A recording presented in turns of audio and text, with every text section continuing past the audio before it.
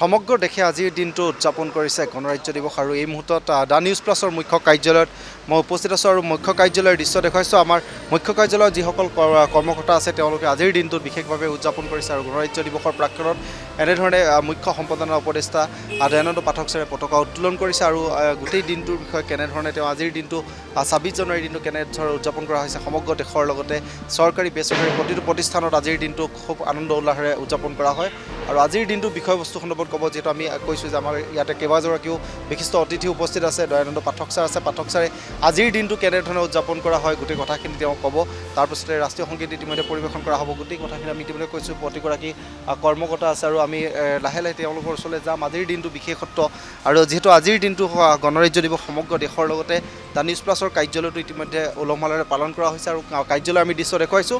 কাৰ্যালয়ৰ বাহিৰৰ এনেধৰণে পতাকা উত্তোলন কৰা হৈছে আৰু উপস্থিত আছে মুখ্য উপদেষ্টা সম্পাদক দয়ানন্দ পাঠক ছাৰ উপস্থিত আছে। CMD আমাৰ দ্য নিউজ প্লাছৰ CMD উপস্থিত আছে আৰু বিশিষ্ট লেখক পৰেশ বৈষ্ণৱ ডাঙৰীয়া উপস্থিত আছে আৰু যিসকল আমাৰ সকলো কৰ্মকৰ্তা ইতিমধ্যে উপস্থিত আছে। আৰু আজিৰ দিনটোৰ বিষয়ে দুআষাৰ যিহেতু আজিৰ দিনটো ২৬ জানুৱাৰীৰ দিনটোৰ বিষয়ে দুআষাৰ আমি দয়ানন্দ পাঠক ছাৰ ডাঙৰীয়াৰ পৰা জানিব বিচাৰোঁ।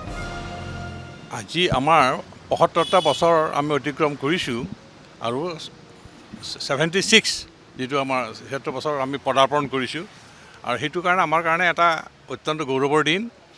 আৰু গোটেই এই যে ৭৫টাৰ দিন আমি কি কৰিলোঁ তাৰ এটা পৰ্যালোচনা আচলতে আমাৰ হোৱা উচিত। আমাৰ প্ৰতিগৰাকী নাগৰিকৰ এইটো দায়িত্ববোধ থাকিব যে এখন ৰিপাব্লিক হৈছে। এইটো ৰিপাব্লিক ডে বুলি কয় ২৬ জানুৱাৰীটো।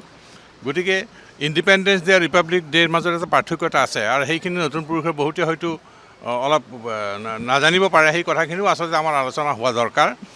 আৰু আজি আমি এটা আলোচনা চক্ৰ এখন পাতিমেই সৰুকৈ আৰু সেইকাৰণে মই সকলোকে ধন্যবাদ জ্ঞাপন কৰিছোঁ আৰু আনন্দ প্ৰকাশ কৰিছোঁ যে আমি এখন স্বাধীন দেশৰ নাগৰিক আৰু আমাৰ গোটেই যিটো জাতীয় জীৱন নিয়ন্ত্ৰণ হয় এখন সংবিধানৰ দ্বাৰা আৰু সংবিধানখন আচলতে আজিৰ তাৰিখত আমাৰ এইখন গৃহীত হৈছিল বহু কষ্টৰ ফলত বহু পৰিশ্ৰমৰ ফলত। গতিকে আজি আমি ইয়াত ৰিপাব্লিক ডে পতাকা উত্তোলন কৰিবলৈ পাই আনন্দিত হৈছোঁ। ধন্যবাদ। আজি আচলতে এটা ভাৰতবৰ্ষৰ কাৰণে বৰ গৌৰৱৰ দিন, কাৰণ আজিৰ দিনটোতে আমি ভাৰতীয় সংবিধানখন কাৰ্যকৰী হৈছে 1950 চনৰ ২৬ জানুৱাৰীৰ দিনাৰ পৰাই। গতিকে আমাৰ এই গণতন্ত্ৰৰ প্ৰতিষ্ঠাৰ আজি ৭৫ বছৰ পূৰ্ণ হ'ল। ইয়াত আমাৰ কিছু আনন্দও আছে আৰু কিছু দুই এটা কথা ক'ব লগাও থাকে। কিন্তু যিয়েই নহওক আমি এখন যে স্বাধীন ৰাষ্ট্ৰ হিচাপে আমি এই সংবিধানৰ দ্বাৰা আমি নিয়ন্ত্ৰিত হৈছোঁ, এইটো আমাৰ ভাৰতবাসীৰ কাৰণে বৰ গৌৰৱৰ কথা আৰু আজিৰ এই দিনটো আমি সকলোৱে উদযাপন কৰা উচিত। নিশ্চিতভাৱে ইতিমধ্যে কৈছে যে ৭৬ সংখ্যক যি গণৰাজ্য দিৱস এতিয়া সমগ্ৰ দেশৰ লগতে ৰাজ্যৰ প্ৰান্তে প্ৰান্তে যি ধৰণে উদযাপন কৰা হৈছে আৰু আমি এই মুহূৰ্তত দেখুৱাইছোঁ দ্য নিউজ প্লাছৰ কাৰ্যালয়টো আজিৰ দিনটো বিশেষভাৱে উদযাপন কৰা দৃশ্য ইতিমধ্যে আমি দেখুৱাইছোঁ। প্ৰতিগৰাকী কৰ্তৃপক্ষ আছে আৰু ইতিমধ্যে ৰাষ্ট্ৰীয় সংগীত ইতিমধ্যে পৰিৱেশন কৰা।